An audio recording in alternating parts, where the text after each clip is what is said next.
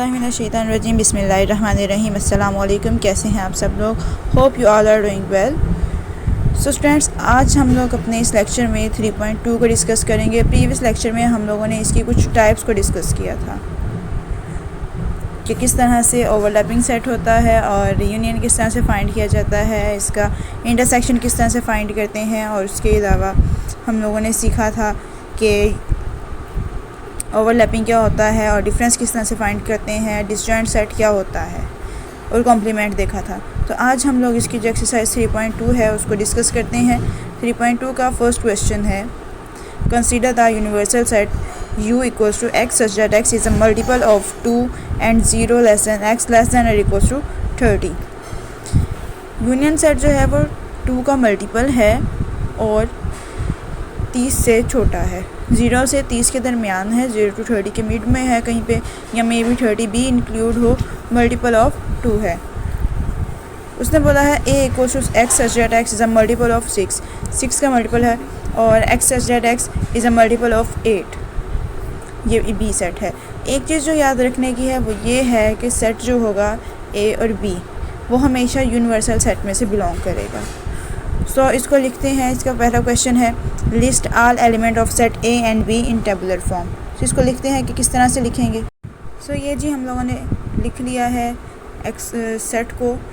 u equals to 2, 4, 6, 8, 10, 12 इस तरह से 30 तक जाएगा, और a जो है a इक्वल्स टू 6, 12, 18, 24 एंड 30। क्योंकि हमने बोला था कि यूनिवर्सल सेट जो होता है वो सब सेट से मिलकर बनता है, और a और b जो होंगे वो यूनिवर्सल सेट से बिलोंग कर रहे होंगे, यूनिवर्सल सेट से आगे नहीं जाएंगे। और b इक्वल्स टू होगा 8, 16 एंड 24, क्योंकि इसका जो चौथा मल्टीपल है वो 32 है और हमें दिया गया है 30 तक, तो हम लोग 32 नहीं लिखेंगे। उसके बाद उसने बोला था कि a इंटरसेक्शन b फाइंड करें कि इन दोनों में कॉमन क्या था।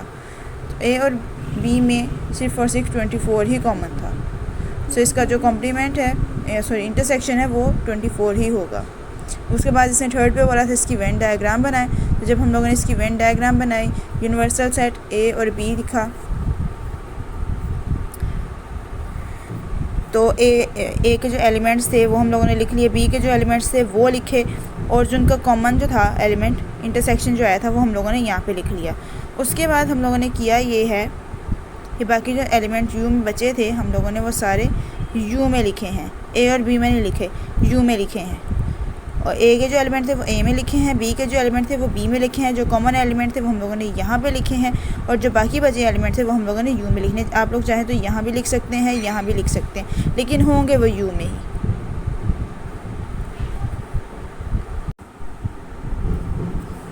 इसका जो सेकंड क्वेश्चन है, सेकंड क्वेश्चन में उसने ये बोला है, let u equals to x such that x is an integer and 0 less than x less than and equals to 150।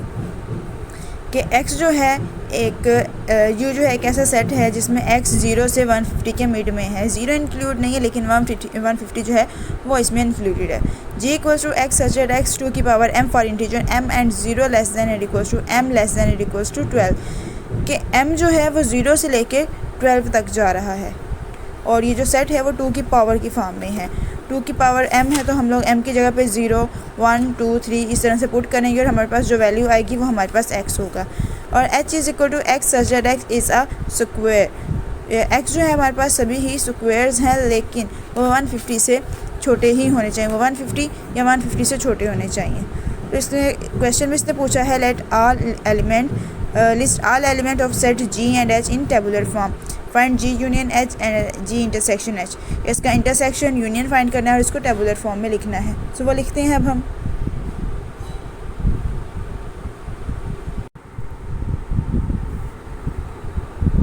तो इसको हम लोगों ने लिख लिया है, u equals to 1, 2, 3, 4 so on to 150। अगर उसने बोला होता कि -150 से +150 तक है तो हम इसमें +-150 भी ऐड करते, ठीक है। लेकिन उसने बोला है कि 0 से लेकर 150 तक है तो इसमें सभी पॉजिटिव इंटीजर्स ही आएंगे। उसके बाद g था तो g इक्वल्स टू 2 की पावर 0, 2 की पावर 1, 2, 3, 4 सो ऑन टू 12 तक जाएगा। सो g हमारे पास आ रहा है 2 की पावर 0 था तो 1 आया, 2 की पावर 1 किया तो 2 आया, 4, 8, 16, 32, 64, 128, 256 एंड 512। उसके बाद जी की वैल्यूज़ हमारे पास आ गई। एच की वैल्यू जो है हमारे पास x such that x is a square. So squares हम लोगों ने लिख लिए 1, 4, 9, 16, 25, 36, 49, 64, 81, 100, 121 एंड 144। जितने भी स्क्वायर्स आ रहे थे हम लोगों ने वो सारे लिख लिए। 1 का स्क्वायर लिखा, 2 का, 3 का, 4, 5, 6, 7, 8, 9, 10, 11 एंड 12 तक के स्क्वायर्स जो थे हमारे पास 150 तक आ रहे थे, तो हम लोगों ने वो सारे लिख लिए। इसका क्वेश्चन 2 का पहला पार्ट हो गया, जिसमें हम लोगों ने इसको टेबुलर फॉर्म में लिखना था। इसका सेकंड पार्ट है जी यूनियन एच, जिसमें हमारे पास जी और एच के सभी एलिमेंट्स इंक्लूड होंगे। जी हमारे पास ये था, एच हमारे पास ये है। हम लोगों ने इसको तरतीब से लिखा 1, 2, 4, 8, 9, जितने भी एलिमेंट्स हैं सबको ही लिखना है, लेकिन एक सीक्वेंस से लिखना है। जिस तरतीब से उसने दिए होंगे उसी तरतीब से लिखेंगे। एक एलिमेंट अगर 2 बार है तो उसको भी हम 1 बार ही लिखेंगे। फॉर एग्ज़ाम्पल इसमें 4 है, इसमें भी 4 है, लेकिन हम इन दोनों को एक ही बार लिखेंगे।